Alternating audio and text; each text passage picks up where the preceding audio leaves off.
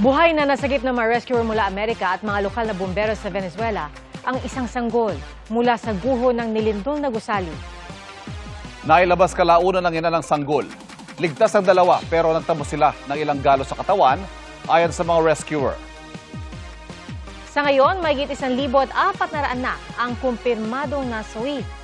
Patuloy rin ang pagdating ng mga rescuer mula sa ibang bansa para tumulong sa operasyon. Posible pong tumagal na hanggang 8 buwan ang impeachment trial laban kay Vice President Sara Duterte. Ayon po yan kay Senate President Sherwin Gatchalian. Kaya balak po niyang konsultahin ang prosekusyon at depensa para sa posibleng pagpapaikli ng paglilitis. Nakatutok si Von Aquino. Wala nang atrasan ang impeachment trial ni Vice President Sara Duterte sa susunod na Lunes, July 6. Sabi ni Senate President Sherwin Gatchalian, maglalabas sila ng pre-trial order kaugnay sa katatapos lang na pre-trial conference. Magsasagawa sila ng dry run ng paglilitis at ng latag ng seguridad. Naghahanda rin siya sakaling siya ang maging presiding officer. Mga 4 na articles at pinag-aaralan natin yung mga isinumite ng prosecution. Of course, pinag-aaralan din natin yung procedures. Ilan araw ko na pinapanood rin yung Corona trial noong 2012. Pero gaano kaya katagal nila inaasahan ang impeachment trial? Sa tansya namin, mga 7 to 8 months ang impeachment trial. No? So, kung mag-uumpisa tayo ng July, baka next February na tayo matatapos. Ayon kay Gatchalian, sasagasa rin kasi sa trial ang pagtalakay sa 2027 national budget. Kukonsultahin nila ang prosecution at defense team kung paano mapaiikli ang trial. Kung mayroon pang mga, let's say, mga testigo na pwedeng gawin sa isang araw o paiksiyan na lang yung bilang ng testigo, hingi kami ng konsultasyon sa pagitan ng prosecution at ng defense.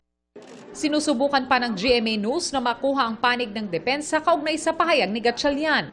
Nauna nang sinabi ni Attorney Michael Coa na humiling sila ng at least 30 trial days. Pero naniniwala rin siyang masyadong maiksi ang 3 buwan para sa paglilitis. Ayon sa House Prosecution Panel, maaari pang mabawasan ang 62 days na hiniling nila sa impeachment court para makapagpresenta ng ebidensya. Kasi ito po binase po namin sa number ng witnesses na meron po kami.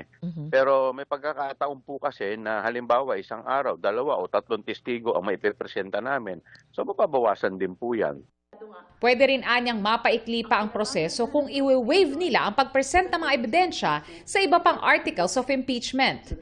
Patuloy daw na naghahanda ang House prosecutors anuman ang trial schedule na ilabas ng impeachment court. The House prosecution team will not only abide by the ruling of the court but will also be ready with the presentation of the evidence that would commensurate the number of days, trial days, which the court will decide on.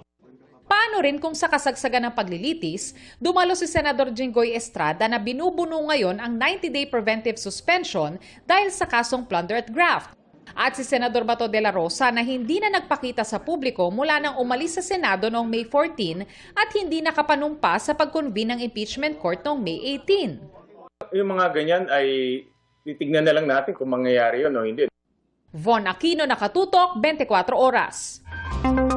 Posibleng maging bagyo ang low-pressure area na nasa loob ng Philippine Area of Responsibility.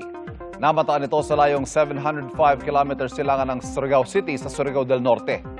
Ay sa Pag-asa, nakakaapekto ngayon ang LPA sa Eastern Visayas, Caraga, Davao Region, Catanduanes, Albay at Sorsogon. Southwest monsoon o habagat naman ang nagpapaulan sa Ilocos Region, Zambales, Bataan, Occidental Mindoro at Palawan. Habang localized thunderstorms ang nararanasan sa Metro Manila at natitirang bahagi ng bansa. Sa rainfall forecast ng Metro Weather, may tsansa ng light to intense rains bukas sa La Union, Zambales, ilang bahagi ng Calabarzon, Mindoro at Palawan.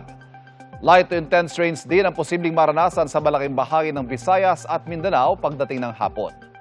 May tsansa ring ulanin bukas ang malaking bahagi ng Metro Manila